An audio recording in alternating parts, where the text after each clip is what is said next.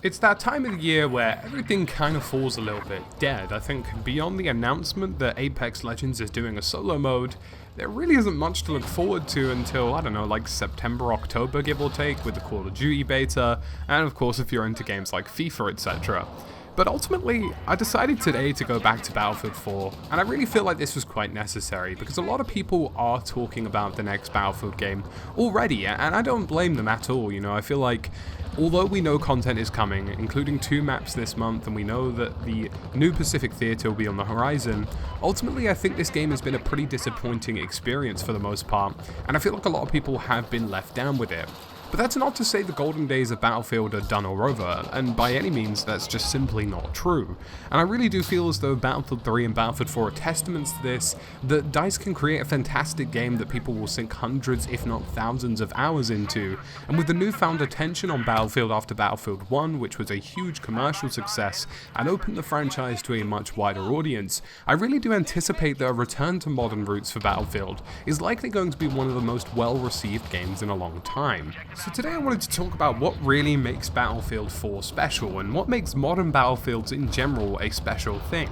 And I think a lot of it's to do with the sandbox environment it creates, but I also think that it actually creates a mid-ground for players that is well received by a large number of gamers, and I'm going to explain both of these things as we head on in.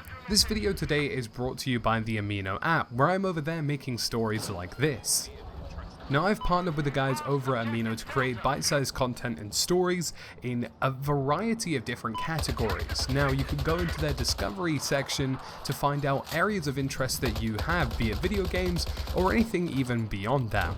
In there, you can find lots of different communities with various different stories, posts, chats, polls, and everything in between. I personally am going to be making lots of content over there, so feel free to check out my global profile in the description below, and a link to download the app on both iOS and Android. So to start off with, why is Battlefield a good fit, and why does it appeal to a large amount of gamers?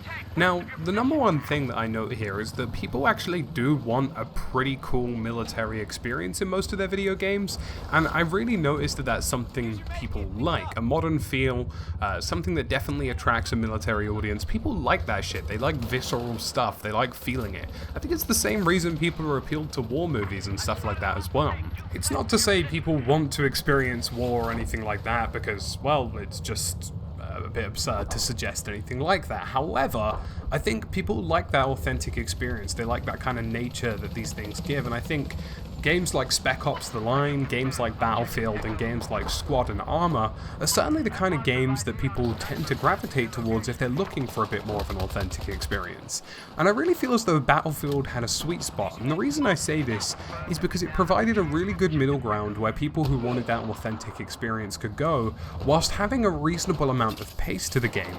Now, the reason I say this is because things like Battlefield, for example, are much different to things like Squad or Arma. In Squad or Arma, engagements can take a very long time.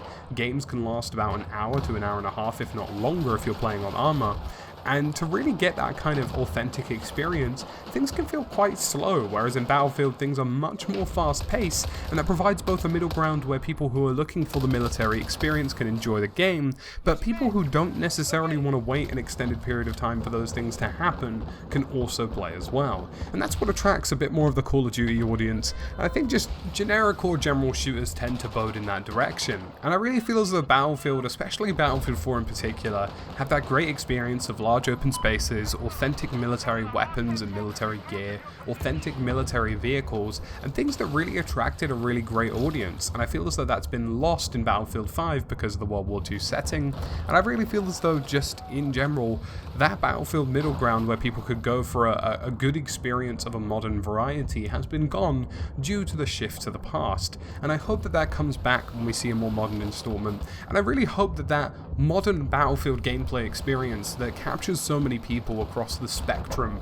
of SPS gamers will kind of come into full effect, and I think lots of people will enjoy it, and I think provided there's a good reception and a good trailer, people will enjoy the game. So in that sense, I really feel as though Battlefield can create a really great modern experience that lots of people will enjoy, and I really do hope that we do see a return to it relatively soon. Another major reason for that is due to the fact that we have the inclusion of things like a better overall sandbox environment. For example, helicopters, planes, jets, all of that's a Battlefield thing. C4 Jeeps, C4 launching.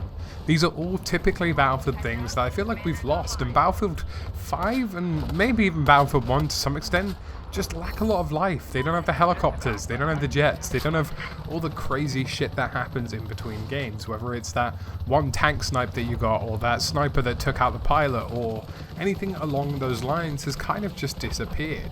And I really do feel as though we need to see more of this return to Battlefield to really see the franchise have some fun back in it and have some life in it again. Like, I really do feel as though for the most part Battlefield has kind of died down due to the fact that it's tried taking this more realistic route, but in doing so has neglected what made it a great game in the first place. The fact that the in-game experiences were just simply fun to play, and it didn't really matter whether or not you were making loads of ranks or unlocking loads of things, because you could go back and enjoy it every single time you played. So folks, that's about it from me today, the Tactical Brit. Let me know what you think about Battlefield. Do you really want it to return to a modern setting? And what is your anticipation for Battlefield 2020? Do you want Vietnam? Do you want a modern setting? Or do you want something completely different? Please let me know in the comment section down below, where I'll be chatting with you guys. I'll actually be on my way to Gamescom soon, where I'm going to be recording all sorts of Battlefield content and even some Call of Duty content by the looks of things as well. So as always folks, make sure you hit that subscribe button, and I will see you guys in the next video, and I'll see you at Gamescom 2019 if you happen to be there.